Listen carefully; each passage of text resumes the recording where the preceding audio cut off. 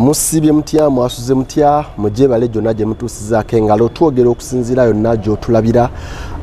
olunaku olwaleero extra digest mugoba nsonga twekenneenya ensonga zonna eziba zitambula mu ggwanga twogera ku by'obukulembeze ebyobufuzi ebyobulamu ebyenjigiriza na buli nsonga yonna gy'omanyi esobola okugattako n'okukubira tooki mu ebyo ebiba bigenda mu maaso. Ekibiina ki National Unity Platform omwaka guno 2023 nga gukomekerezebwa okuyingira 2024 naku z'omwezi 22 omwezi ogwa Ntenvu oba Desemba 2023 kikakasizza obukulembeze bwakyo obujja mu Parliament n'obwoludda oluvuganya olw'ensonga nti nno kironda abakulembeze b'oludda oluvuganya olw'okuba nti kyekisingamu ababaka abangi.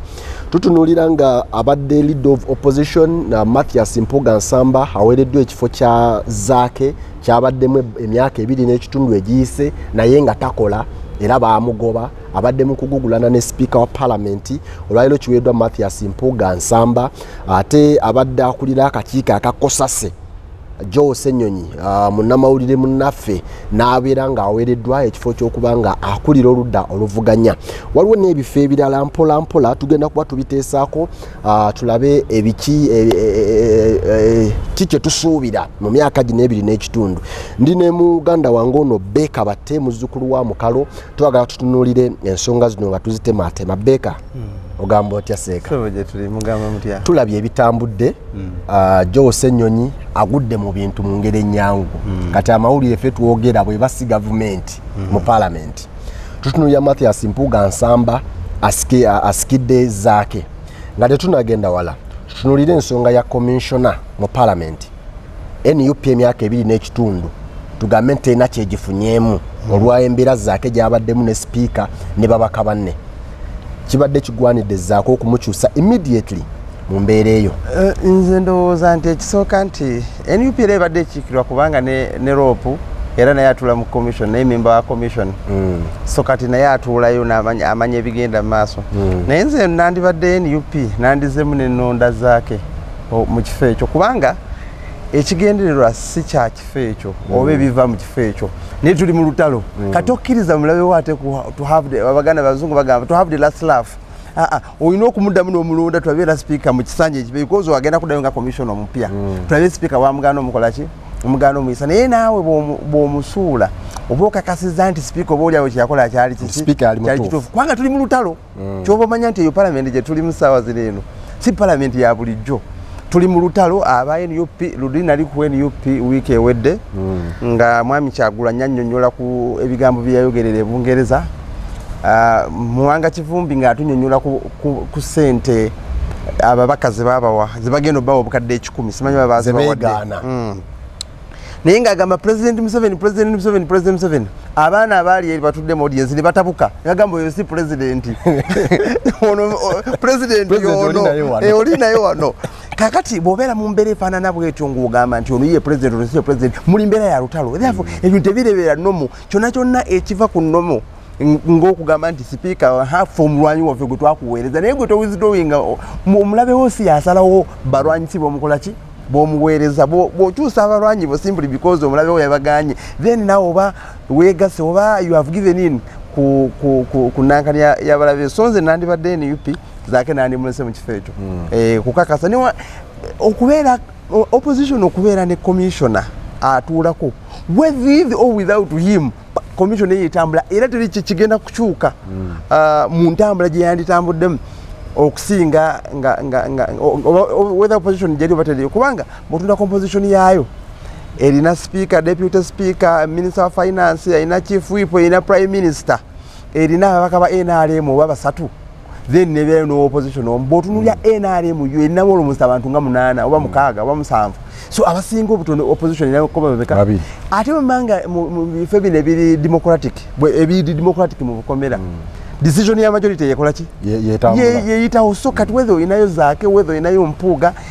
parliament byeyagala okuyisa mu commission era bijakola ki bijakwita naye kakati wala staff baweereza omulwanyi balwanagane naye ebbanga lyonna naye muwoleeza oli njagala nnyo wekitibwa Mathias Mpuuga musajja mukakamu naye waliwo byatasobola kola waliwo byatasobola kati waliwo wetaaga omuweereza omulwanyi n'atabula ebintu tulowooze nti Zaake we bamutadde si kumuweweeza ku mbeera kubanga oluusi obadde oyogera n'ababaka ba palamenti aba NUP oba opposition gaga nti Zaake atuswaza Zaake ayitiridde bamuwewuddeko naye afune wanywera amazzi oba wasiza ndowooza Zaake yategeera omugaso gwa oludda oluvuganya mu palamenti no olabako ababaka ba palamenti ba gavumenti beggwanga lya South Africa abamalema obalaba engeri gye beyisaamu kubanga baakakasa nti we bali ebya reason tebikyakola kubanga mu palamenti omwo omuntu agenda n'aleeta avuganya oludda gavumenti n'aleeta ebiteeso birungi naye olwokubanga tebalina muwendo gw'abantu nebitakola ki nebitatambula so kati weetagayo omuntu ng'asobola okubyogera naye ne webigaana n'alinya ku mmeeza n'agamba aha bwe tubanga ab'emityana bampeereza kuteesa nga sisobola kuteesa nambwe abakiikirirwa katugambe nambwe tebajja kiikirirwa oyo tumwetaaga abalansi ng'ebyo ebibiri so nze ndowooza nti eyo palamenti oli yenna agamba nti Zaake atuswaza yatamanya palamenti muyakola ki muyajja naye yategeera palamenti muyajja NUP ina ababaka 57 NRM ina ababaka 333 not even half kakati bwoba oli mu crowd efaanagana bwetyo what can you do nalaba mu palamenti eri yago twalina ababaka ndowooza tebawera 10 balinga 6 naye baali balemesezza President Museveni okuyisaawo ekisanja kubanga naye si mu kuteesa kubanga ebyokuteesa byakola ki kyateekinga president kuweereza abasirikale be abamukuuma kuba kubamba okunaba n'abamenya amagulu eteeka ebyokola ki okuyita taba kukikola ekyo teryandikoze ki so nze ndowooza nti abo baali bategedde nti mu palamenti fanagana bwetyo ebigambo byokka tebikola ki tebimala so oli yenna agamba nti Zaake atuswaza akyabulamu okutegeera palamenti muyakola ki muyayingira nze ndowooza yandibadde atuswaza singa tubadde mu Bungereza oba mu America nze ndaba Congress bwe baba boogera ensonga buli omu aba asirise becce oba wa Republican kasitamu n'abayogera ng'alina fulu teryakola ki teryayogera naye newaffe oba oyogera nalaba Rope ng'ayogera juzi wano we baali bagobya ababaka ba palamenti nalaba omubaka w'Ebugabula South kyebalya Morris Kibalya ng'ayisimise ng'agamba nti sipiika abantu bali ensonga gye bayimirirako ntuufu ababaka b'enale bamuŋoola okitegeera kati si be babaka bosobola okugamba nti twogera oluzungu nabo tutunulire Oweekitiibwa Mathias Mpuuga Nsamba asigadde mu bukulembeze bwa palamenti obw'okuntikko emimwa gyabadde mingi n'ebigambo byabadde bingi ku okuddamu okumuteekawo nga leader of opposition oba okumusuula asigadde mu bukulembeze obw'okuntikko naye nze we nandibadde Oweekitiibwa Mathias Mpuuga ekifo sandikikkiriza why kubanga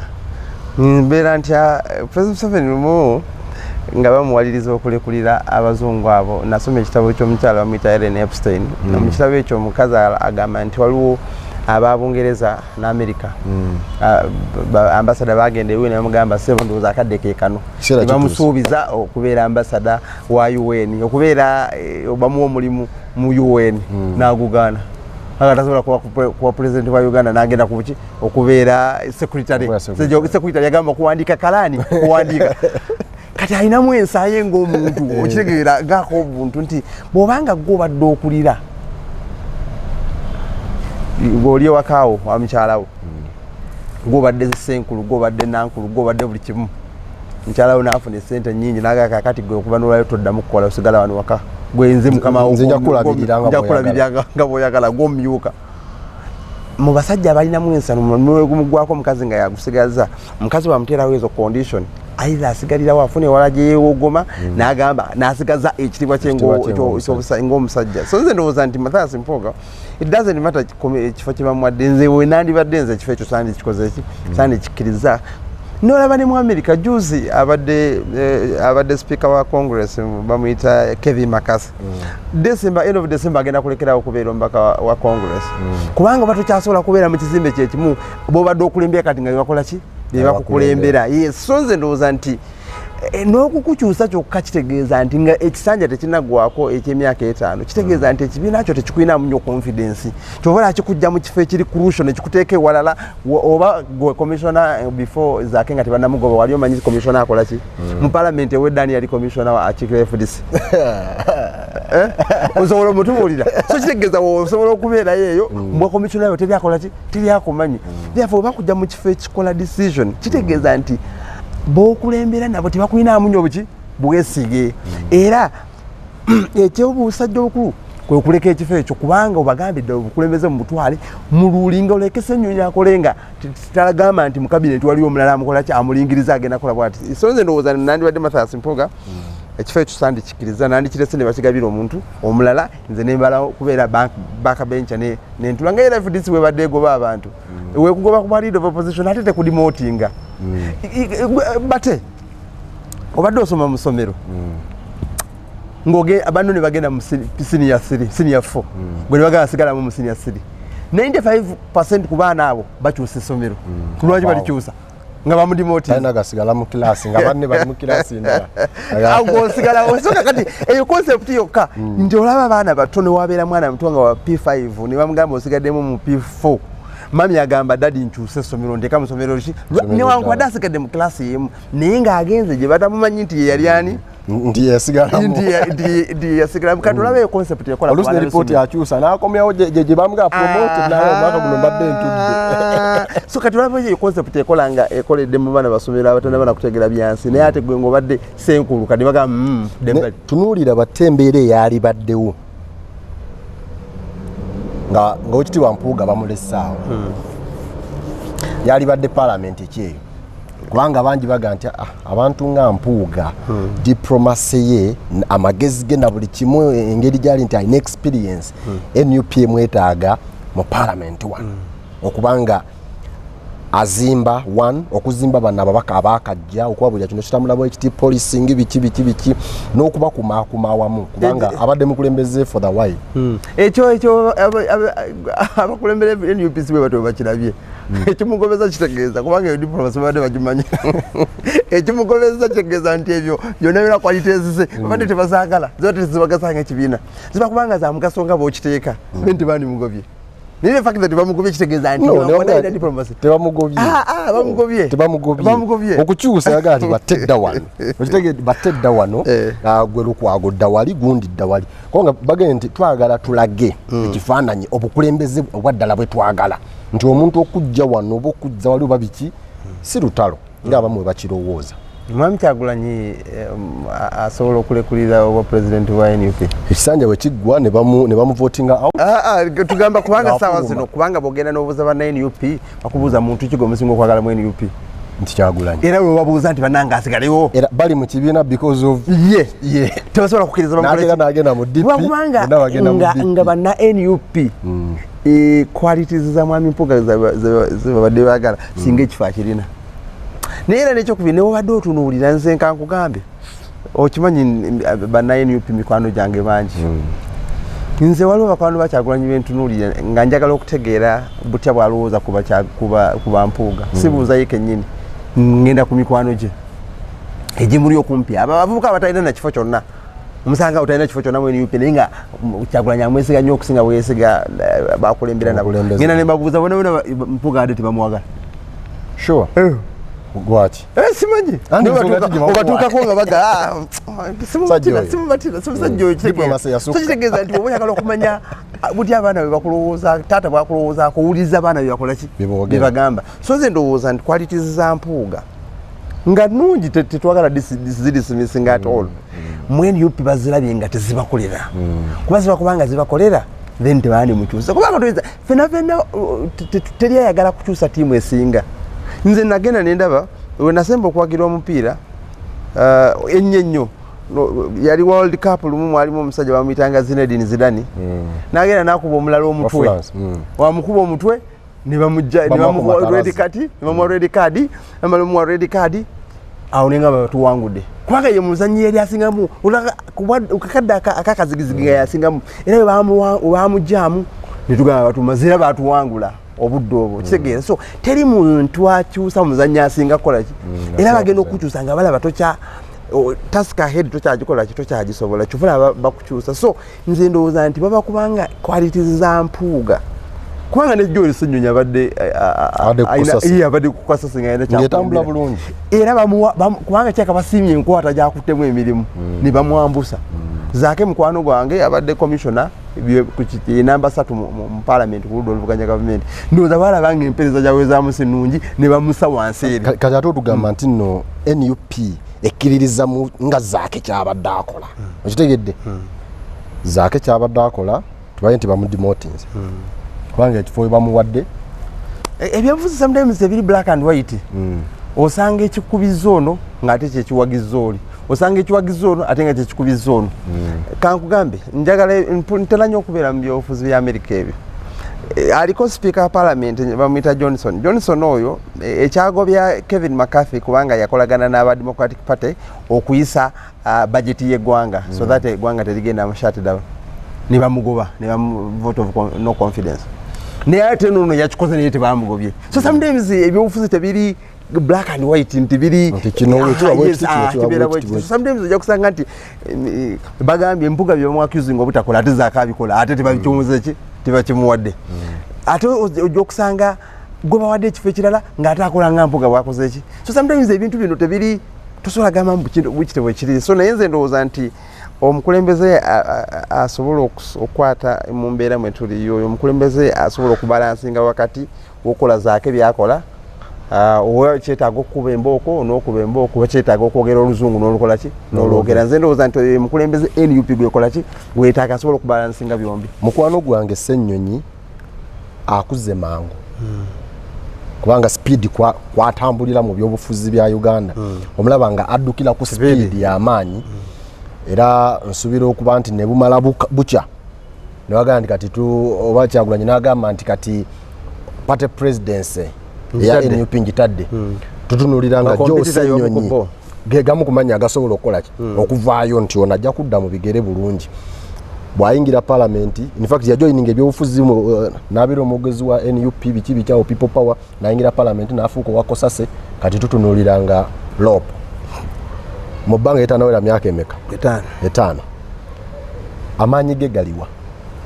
mu parliament eno ojolaba nti ebiseera byatuka kati ebyobufuzi bya mbirigo Ssennyonyi wa wasobola Ssennyonyi is a good man era nze simulina kubuusabuusa nti omulimu agutegeera musajja mugezi munnamateeka alina digiri 2 ndowooza ali ku Road Development Center yamala mu mawulire omanya amawulire gano gatuwa ekintu kimu nti gatu exposinga osisinkana abasoma ebyobufuzi n'osinkana abasoma economics n'osinkana abasawo bonna odiiringa nabo so sina kubuusabuusa nti ebyo abisobola naye sirowooza nti bamulonze lwebyo obusobozi bwe obuli verekirya nze ndowooza nti ekisinza okumulondesa kubanga mukwano gw'abalonda okusinga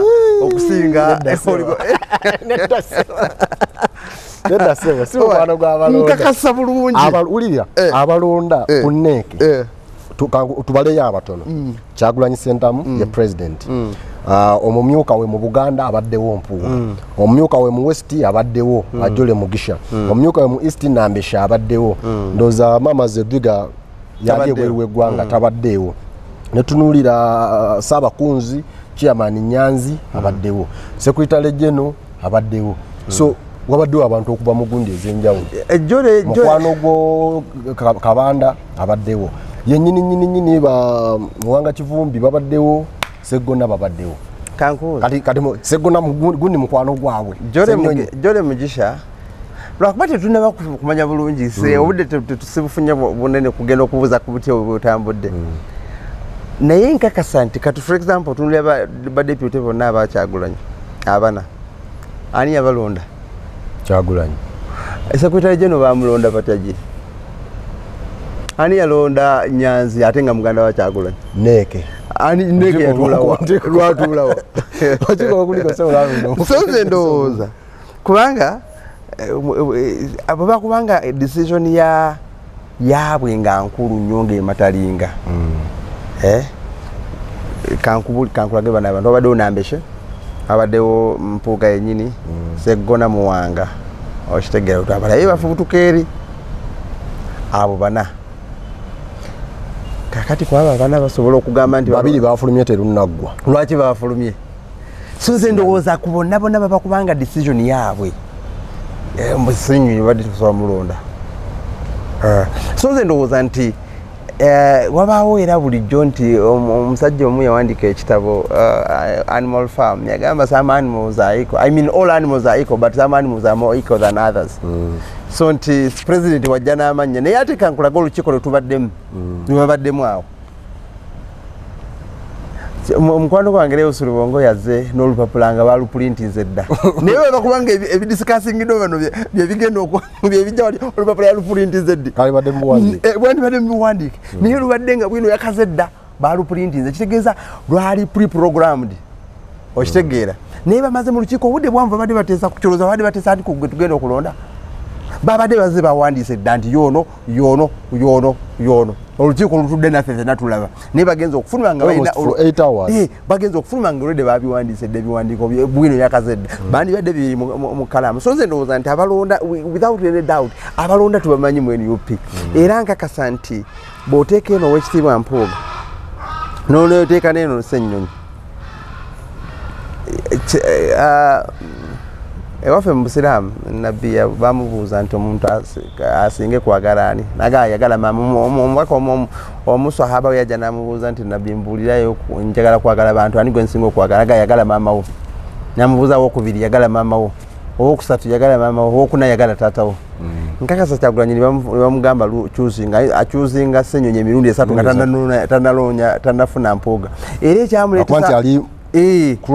kubanga ali close nnyo ne Ssennyonyi okusinga bwali n'Empuuga. Era ekyamuleesesa luli waliwo dynamics nyingi agamba Ssennyonyi omulundu otya nga yakajja mu parliament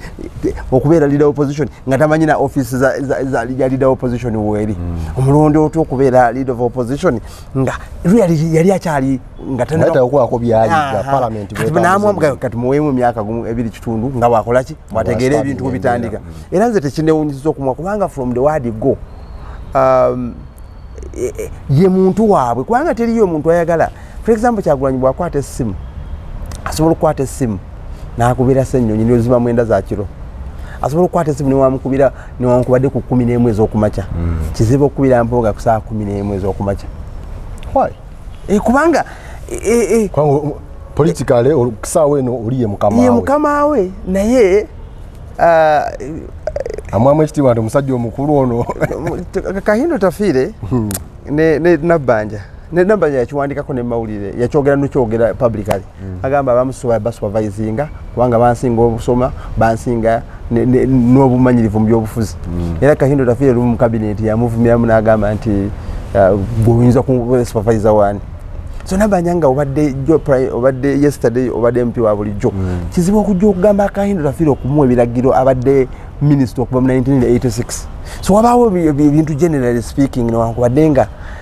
gwe mukama we wabaawo byobanga era kali tekeebulizaawo. Yes. So ndowooza nti relationship ya Ssennyonyi ne Mpuuga I mean ne Kyagulanyi tosobola kugigeraageranya ku relationship ya Ssennyonyi gy'alina ne kuki I mean ya Mpuuga gy'alina ne mwami Kyagulanyi bano abalabye jjo okitegeera naye oli batandika bonna yatandika ebyobufuzi naye therefore openly I mean certainly by nkwatagana y'amaanyi era nze nkakasa nti ezimu ku promotions ezo ezibaddewo ekisinzo zidrivinga si busobozi bw'abantu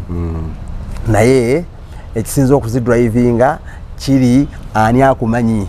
omumanyi kyenkana ki tutunuulidde agamu kumanya agabadde okumpi ku kifo kya leader of opposition yabadde Muwanga Kivumbi ne Medadi Ssegona Lubega bafulumye meeting tennaggwa aba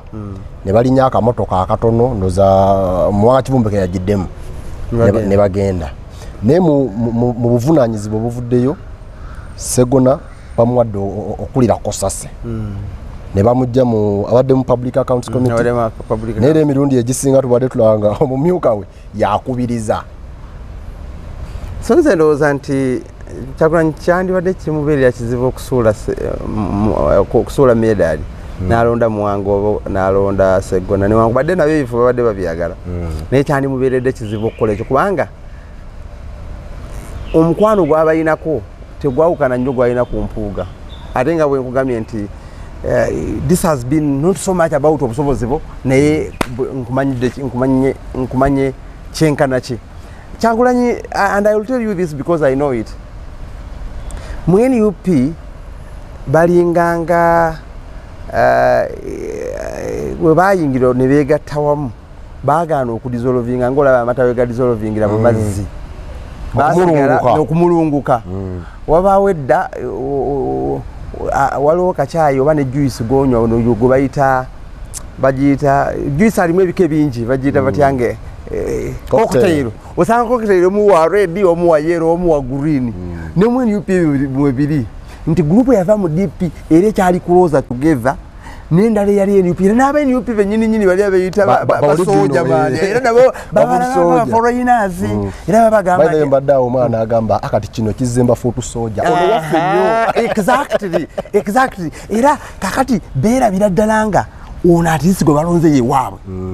kizibu okusanga luliyo ekibwa Mpuuga ngali ne bafutu soja abakola ki ababongako abawaka haga ebisonyi abikola ki abisobola kubanga bamulabye ddala nga waabwe struggle nga ki nga bo so kati balaba ddala nti balonze abakola ki abafaanana kakati ate ekyo tosobola kusanga Ssegona ng'ali kuhaginga bafutu soldiers mpozi mu constituency ye mu constituency lumu yali anoonya akalulu bangamba naliyokko ne bangamba nti omusajja ayita wano ng'endabirwamu ye eri waggulu nagamba yagamba nti abaana bange nfufu bakuba mbumbuuza ku balonzi ababuuza nti tuwe kusegamba nange yabba yanziba kakati oyo ali aluufu kakati abo bafuutu soja reality bamulabira ddala nga waabwe kyova olaba Shamim Malende wabeera waabayita mu bwati bamulabira ddala nga waabwe naye olaba Kabanda Aisha Kabanda ate ye yetambulira street nagenda ku motoka yitonza kumusanga ng'akola ki kubanga buli omu character za njawulo so beera banga waabwe nnyo okusinga Kabanda bwakola ki bwali so nze ndowooza nti Muwanga Kivumbi ne Ssegona bali mu category emu lyale ne Mbabazi ate n'ekyokubiri by the way ne Kyagulanyi abatya kubanga abalowooza bali ambitious basobola okukozesa ebifo bye balina ne bathreateninga ate kino nakyo nkikubira kuba nkimanyi basobola okukozesa position ze balina okumwandamayininga ebyo naye abimanyi mu byobufuzi tokkiriza balala bolaba nga bali very ambitious okukugira wabantu abamu nga bali mu byobufuzi buno naye ngaokubeera kwabwe mu byobufuzi balabira ddala singa tewali ggwe tebandibaddewo naye Kyagulanyi ne bano bamuwanga naani naye yalabira ddala nga kirungi Kyagulanyi kyeyabayongerako naye balabanga kubanga baaliwo ko nga takola ki nga taliiwo waliwo abantu bolabanga baka parliament nga tebakakasi balootanga na buli kati nga tebanabakikiriza nti bakaba parliament so kati abantu abo bagenda kubeera eternally grateful kubanga simwami Kyagulanyi tebandikoze eki naye bano abalowooza nti basobola okubeera with or without him tosobola kubafuganga bwokola ki ate teri mukulembeze abeera mu bukulembeze natayagala ku insertinga dominance nabagala nti tubeera mu group wano nze kola ki nze njogera nze olaba Muwanga abo baliwo nga Kyagulanyi waali no watunda butunduzi ku Facebook wala ddala nga balinga abakeneka byagamba ni waliwo abaana abalala nga buli kyayogera akuba engalo nga atazikuba mu mutima muki ngakkiriza mu mutima kibawaliya so naye abalala ngoba ddala era omwesigamako naga ulira natumalira obudde so kati eyo gurupu nayo wekola ki mweri naye olwokuba nti bayingira NUP kubanga kyali kyangu nnyo bo okuddamu okuwangula ebifo ebyo nga bali mu NUP okusinga nga tebagikola ki tebagiriyo enkwatagana ya Joe Ssenyonyi n'Anita Amongo tujjukira nga ali mu Kosasa Anita Amongo aganti alitoka Kosasa nako tekakola ki tekakola amulangira akola biki azze mu kifo ekinene kakati Joe Ssenyonyi agendako is going to realize one thing luli abadde he can afford okubeera adversarial ne speaker wa parliament naye kakati alina okukimanya nti utakulira mpya bbiri nti mu parliament omwo mulimu afugamu ng'ate asobola okukulemesa okukola emirimu gy'okola ki gy'olina okukola oyinza okujjaawo n'agaana okuwafulo n'oyimira n'agaana okukola ki nakuwandamayini ng'ate sipiika alina obuyinza obujuvu ng'atudde mu ntebe eyo so kakati katutunuulire obutya bwagenda okukola naye kubanga ebintu byebabadde bavumira Mpuuga nga bamugamba akolagana nnyo naani n'Amongo kakati naye bw'obeera ng'oli loopu obeera mu nkiiko zonna ezifuga paalamenti kale onatuukanga mu nkiiko ne muteesa nti tukole bwetu ng'otuuka ku fulo ng'obyegaana ng'obikuba otya so kitegeeza nti next time speaker asobola okwagala okukulemesa obulamu bw'oyagala okubeera adversarial so Ssenyonyi tumulindiridde tulabe bwakola ki bwakikola kubanga atulazeeko akoze okunoonyereza ku Uganda Airlines akoze okunoonyereza ku Uganda Land Commission. Speaker gundi tebazitwala. Recommendations report tebazisoma ku floor. Baza adoptinga actually ba adoptinga za Auditor General. Okitegera sayagala kulaga konti obuyinza nze mukola ki?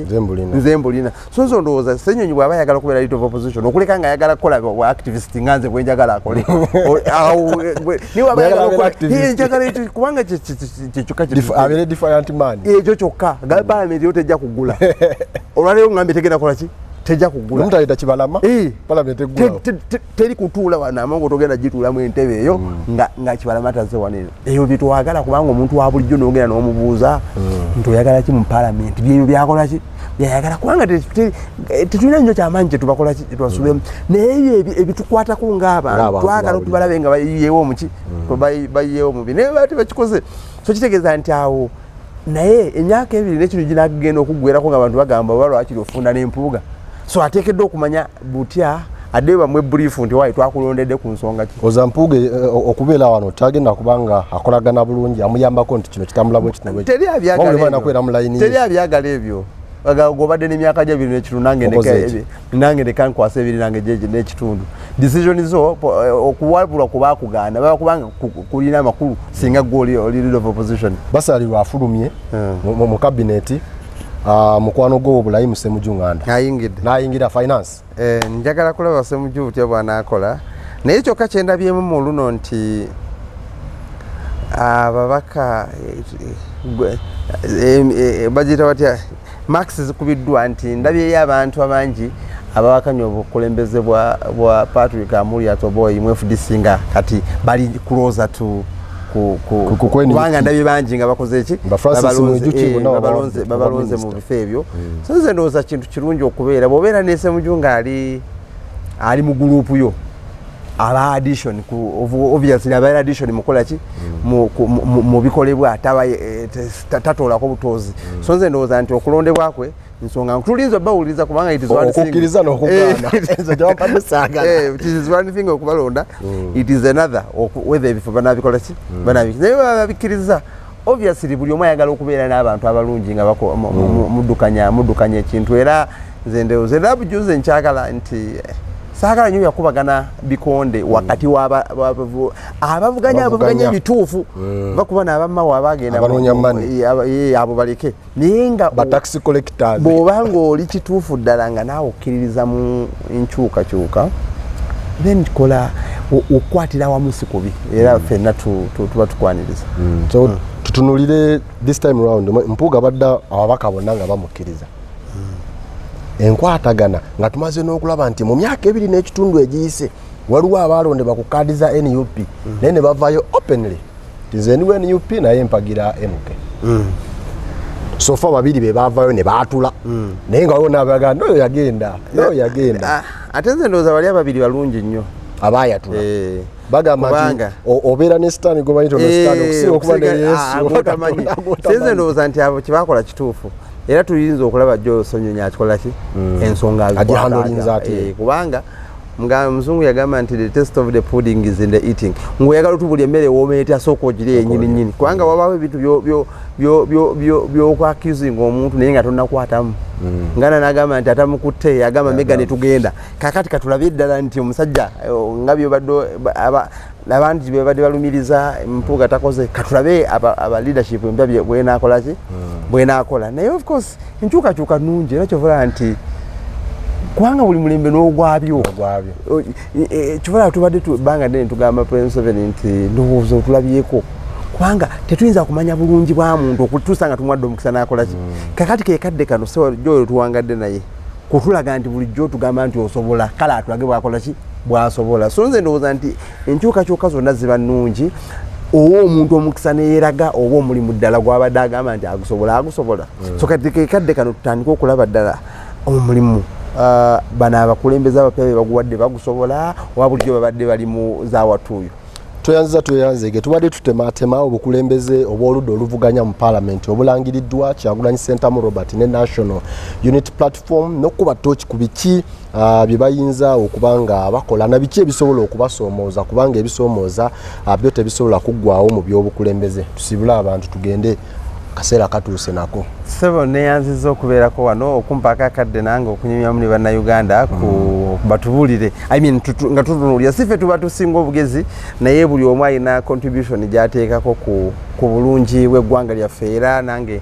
ndi musanyufu olw'okumpa akakisa kano nange okuwa ebirowoozo byange. Of course tekitegeeza nti byenjogedde bye bituufu naye ndowooza yange nti bwentyo bwenkolaki naawe awuliriza oba alaba obadde olina byolowooza osobola okusigala sinagamba nti ebyolowooza bifu naye nange bwentyo bwenkolaki bwendowooza olwakabanga kemaze nga neetegereza abamu ku bantu abali mu byobufuzi by'eggwanga lino. Tweyanzege extra digest mugoba nsonga nze Sesanga Batebeko ono tujja kuba naye mu nsonga ez'enjawulo nga tutambula okwongera okugabanamu ku birowoozo nammwe abali eyo ate tulabe butya Uganda bwesobola okutambula ogenda maaso.